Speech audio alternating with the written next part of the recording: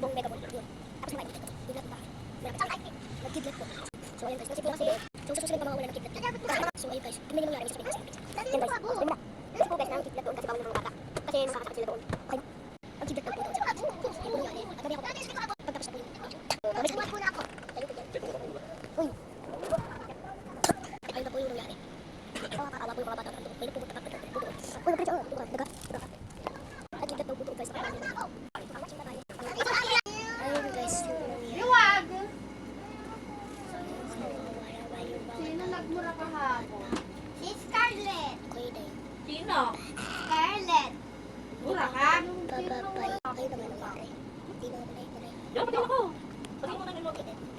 Mas ulit lang to. Mas malakas ako dito. Kasi yung kidlat na marami ako. Tapos yung sa may kamay. Mas malakas dito.